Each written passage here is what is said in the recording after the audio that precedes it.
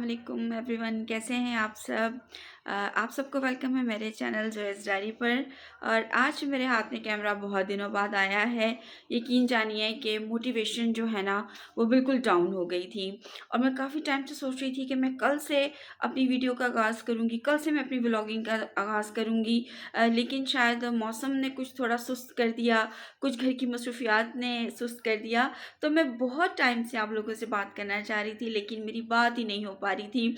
तो फाइनली आज मैंने सोचा कि मैं जो हूँ वो अपना कैमरा उठाऊँ और आप लोगों को ग्रैब करूँ, आप लोगों से बातें करूँ, कुछ अपने दिल की, कुछ अपने घर की रूटीन दिखाऊँ। और जनाब आप लोग मुझे बताएं सब कैसे हैं और जो जो मेरे दोस्त यूट्यूबर्स हैं उनकी व्लॉगिंग कैसी चल रही है, क्योंकि बहुत टाइम से मैं अपने दोस्तों की भी व्लॉगिंग नहीं देख पा रही हूँ, सच मानिए। बस मसरूफियत ही कुछ इस तरह की होती है। आपको पता है घर में जब एक अकेला बंदा हो, जिसे घर संभालना हो, घर देखना हो, तो उसके लिए फिर बहुत सारी चीज़ें जो है वो कुछ इम्पॉसिबल सी हो जाती हैं।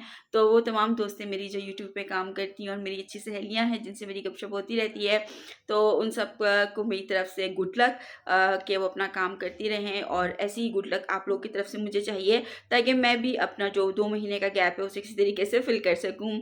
तो खैर चलें, आज आगाज़ करते हैं अपने व्लॉग का।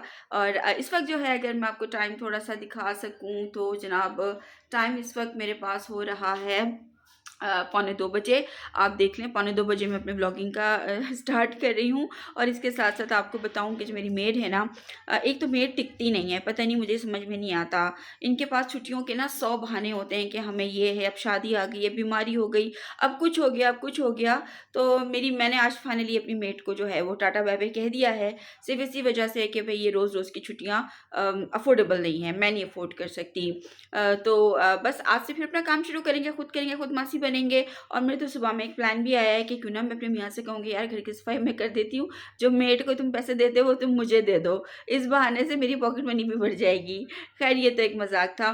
चलिए सबसे पहले तो मैं आपको घर का टूर कराती हूँ ताकि आप देखें कि इस वक्त पौने 2 बजे तक मैं घर में कितने मज़े सुकून से फैले हुए ही घर के साथ लेटी हुई थी। लेकिन मैंने फाइनली सोचा कि मैं उठती हूँ, अपना कैमरा उठाती हूँ, सबसे पहले अपनी वीडियो शूट करती हूँ और फिर मैं आधे घंटे में सारा घर का काम करके और फिर दोबारा आपके साथ कनेक्ट करती हूँ। तो मेरे साथ बने रहिएगा और आपको घर का हुलिया भी दिखाऊं, चलें देखें।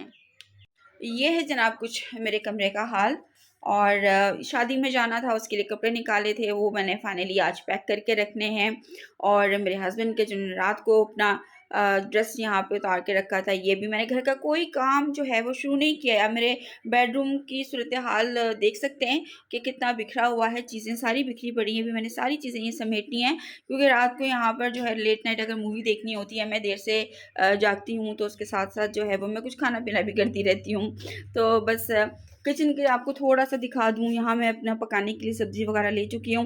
लेकिन अब ये सारा काम मैंने करना है और इंशाल्लाह थोड़ी ही देर में मेरा घर आपको पौने 2 मैंने बताया ना, 2:30 तक इंशाल्लाह मैं आपको दिखाऊंगी कि मैं अपना सारा घर जो है वो समेट के फ्री भी हो जाऊंगी। और ये वो काम है जो मैंने पौने घंटे में करना है और यही काम मेरी मेड जो है वो 2 से ढाई घंटे लगाती है करने में। तो टाइम आप देखें, ठीक है, टाइम नोट कर लें, पौने 2 हो रहे हैं। आपसे मुलाकात होती है 2:30 बजे।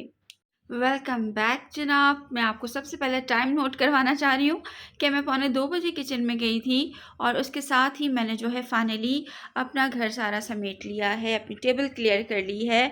और सामने हस्बैंड के कपड़े हैं, उनको मैं टच नहीं करती हूँ। उसका रीज़न ये है कि अपने ये वाले कपड़े जो वो यूज़ करते हैं, कैजुअल यूज़ या उनके ऑफिस के यूज़, वो इन कपड़ों को खुद संभालते हैं। तो मेरा काम होता है कि मैंने सिर्फ एक जगह पर सेट करके रख देती हूँ, बाद में वो अपना काम खुद कर लेते हैं। इसके साथ ही ये रहा मेरे बेडरूम का लुक जो कि क्लीन हो चुका है, डस्टिंग हो चुकी है। मेरी जो चीज़ें फैली हुई थी वो मैंने समेट के उनको एक जगह के ऊपर कर दिया है।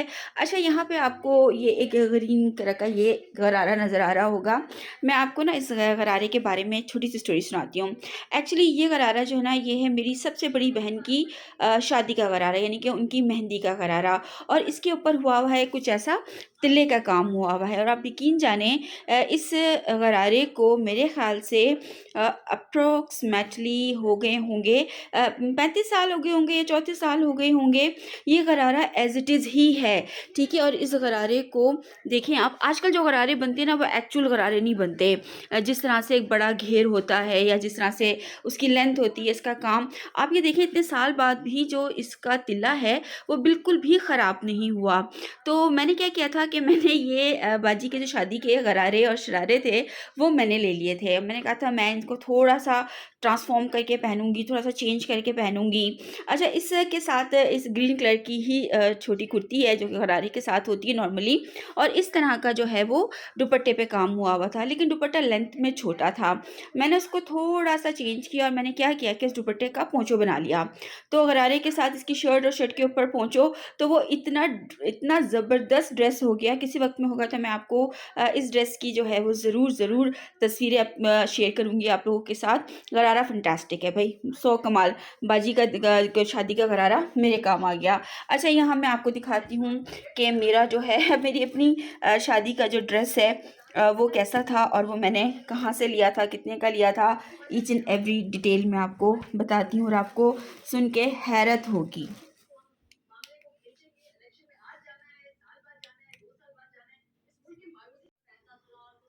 यहाँ पर देखिए मैंने अपने शादी का ड्रेस जो है वो आपको थोड़ा-सा करके दिखाती हूँ मैं, क्योंकि एक तो ये हैवी बहुत है और दुपट्टा इसका और पूरा ड्रेस, तो मैंने इसको इस तरह से कवर करके रखा हुआ है। ये एक एक्चुअली शादी में जाने का प्लान था, तो मैंने सोचा चलो मैं अपना रेड ड्रेस निकालती हूँ, लेकिन चूँकि अब किसी अपने ख़ास की शादी नहीं थी तो मुझे कुछ ज़्यादा ओवर लगा, तो मैंने फिर जो है ये दोबारा ऐसे ही रख दिया। अच्छा, इस ड्रेस का मैं आपको बताती हूँ। मैंने सोचा कि मैंने आपको घर तो दिखा दिया है बेडरूम, लेकिन आप कहेंगे इसने हमें किचन नहीं दिखाया है, तो इसका मतलब ये है कि इसने किचन नहीं किया होगा, जबकि मैं किचन भी सारा जो है वो मैं क्लियर करके क्लीन करके धो के फ्री हो चुकी थी। यहाँ मेरा आज प्लान है कुछ वेजिटेबल राइस बनाने का, तो मैंने कुछ वेजिटेबल्स लिए हैं, इन्हें मैं भी कटिंग करूँगी। स्ट्रॉबेरी का सीज़न है तो स्ट्रॉबेरी भी मैंने ली है। ऐसे स्ट्रॉबेरी की एक ट्रिक ये होती है कि आप इसको ना धो के ना रखें। उसका रीज़न ये होता है कि धो के रखेंगे ना तो ये जल्दी सॉफ्ट हो जाती हैं, तो इनको इस तरह से रखने मतलब इसको खुश्क रखें आप, जब आपने यूज़ करनी है, खानी है, तो बेशक आप इसे धोएँ और फिर खा लें। तो स्ट्रॉबेरी जो है वो बहुत अच्छा फ्रूट है, आप खाएँ इसे इस मौसम में, बल्कि गर्मी के मौसम का, सर्दी के मौसम का जो फल है, वो खाना बहुत ज़रूरी है। इससे जो है आपकी हेल्थ अच्छी होती है, आपकी स्किन अच्छी होती है, और सब्ज़ी का जो भी फल हो या फिर सब्ज़ी हो, वो आपको ज़रूर इंटेक उसका करना चाहिए। यहाँ पे मैंने भी चीज़ें थोड़ी-सी समेटनी हैं, उसका रीज़न ये है कि ये भी कुछ चीज़ें जो हैं, ये अचार-वचार और ये सारी चीज़ें अभी नहीं आई हैं ग्रॉसरी के साथ, तो इनका एक अलग पोर्शन है कैबिनेट में, तो मैंने इनको वहाँ रखना है। बल्कि मेरा ख़्याल था कि मैं कस्टर्ड बनाऊँगी शाम को राइस के साथ, तो इस वजह से मैंने भी यहाँ रखा हुआ है। ड्राई फ्रूट, अब इस्लामाबाद में तो सर्दी है जनाब, मुझे बाकी शहरों का अंदाज़ा नहीं है। यहाँ तो कल सारा दिन बारिश होती रही और बारिश के साथ थोड़ी-सी सर्दी है। अभी भी मैंने घर में खद्दर पहना हुआ है, लेकिन ये है कि ड्राई फ्रूट सामने रखती हूँ मैं, इस तरह की चीज़ें, ताकि चलते-फिरते तो मैं खा लूँ या रात में जब मेरे हस्बैंड घर में हों तो मैं फिर उनको करूँ। तो मैंने अभी किचन की बहुत सारी चीज़ें समेटनी हैं, रमज़ान से पहले-पहले इंशाल्लाह शाबान में मैं अपने काफ़ी सारे काम ख़त्म करने वाली हूँ। अच्छा, मैं यहाँ पर थोड़ी-सी बात करना चाहूँगी अपनी तमाम यंग बच्चियों के साथ। आजकल आपने कल से बल्कि देखा होगा कि पूरे नेट पर जो है वो हरीम शाह के हवाले से न्यूज़ फैली हुई हैं और काफ़ी सारे रिपोर्टर जो हैं उसको कवर कर रहे हैं। तो मेरा अपने छोटी बच्चियों, बहनों और बेटियों के साथ मैं एक मैसेज उनके साथ शेयर करना चाह रही हूँ। देखें, जो लड़कियों की इज़्ज़त होती है ना, वो बहुत ज़्यादा नाजुक होती है। तो हमारी कोशिश सबसे पहले ये होनी चाहिए कि ऐसी कोई भी चीज़, ऐसा कोई भी फ़न जहाँ पे डायरेक्ट हमारी रिस्पेक्ट के ऊपर बात आए या हमारे घर वालों की रिस्पेक्ट पे बात आए, वहाँ उन चीज़ों को अवॉइड करना, उनसे गुरेज़ करना बनता है। तो प्लीज़ मेरी सारी छोटी बहनों, आप लोग जब दोस्तियाँ करते हैं या आप लोग यूनिवर्सिटी में साथ पढ़ते हैं, या खुदा ना ख़ास्ता अगर कि छोटी बच्चियाँ बहुत जल्दी अफेयर्स में आ जाती हैं, तो वहाँ पर देखें आप अपनी प्राइवेसी को ब्रीच ना होने दें। उसका रीज़न ये है कि देखो मेरी प्यारी छोटी बहनों, बच्चियों, कि आपको नहीं पता होता था कि आप सामने वाला आपके साथ किस हद तक सिंसियर है या किस आदत का खसलत का मालिक है। अब देखिए मुझे जो मेरा जो अपना ख़्याल है वो ये है, जब मेरी नज़र से ये ख़बर गुज़री हरीम शाह के हवाले से, तो ये उसका कोई अपना ही था जो उसकी इस तरह की वीडियोज़ को शूट कर रहा था और फिर उसके बाद उसने वो तमाम वीडियोज़ जो हैं वो लीक कर ली हैं, क्योंकि जो हरीम शाह है वो कहती हैं कि जनाब ये वीडियोज़ उनकी फ्रेंड्स ने लीक की हैं। लेकिन देखें जो उसमें शूट करता हुआ बंदा नज़र आ रहा है, मतलब एक जगह मेरी भी नज़रों से गुज़रा, मैंने उस पॉइंट को नोटिस किया कि वो कोई मेल है जो जिसने ये तमाम चीज़ें आउट की हैं।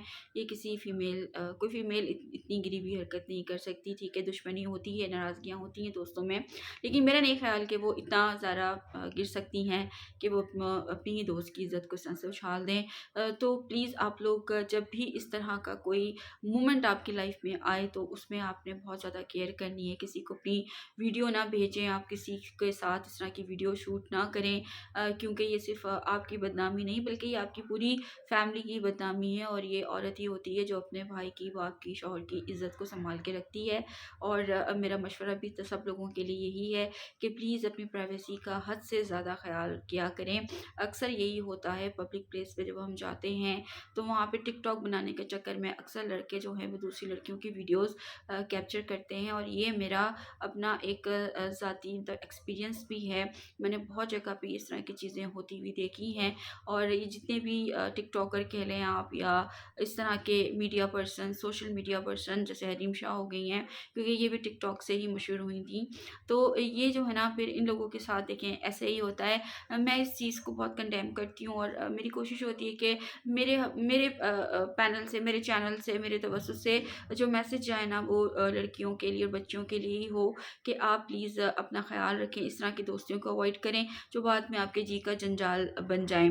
तो मेरी बस यही रिक्वेस्ट है कि ख़्याल रखें अपना भी और अपने घर वालों की इज़्ज़त का भी। और बस इसके साथ ही मैं आप लोगों से इजाज़त चाहूँगी, क्योंकि आज मैं बहुत ज़्यादा शूट नहीं कर पाई हूँ, लेकिन इंशाल्लाह कोशिश करूँगी कि कल से या तो प्रॉपर व्लॉगिंग आपके सामने लेकर आऊँ या फिर मैं पर्सनली प्रेफ़र करती हूँ कि मैं आपसे बैठ के अपना जो मेरे ख़यालात हैं, जो मेरे थॉट्स हैं, जो मेरे लाइफ़ के एक्सपीरियंसेस हैं, मैं वो आपसे शेयर करूँ ताकि आप लोग उससे कुछ सीखें और ज़िंदगी में आगे बढ़ें।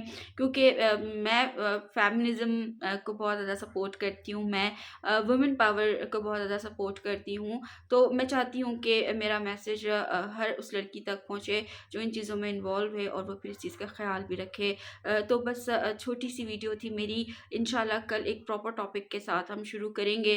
तब तक के लिए मुझे इजाज़त दीजिए, अपना ढेर सारा ख़्याल रखें, अपने वालिदैन का ख़्याल रखें और मुझे भी इस नाचीज़ को भी अपनी दुआओं में याद रखें। इजाज़त दीजिए, अल्लाह हाफ़िज़।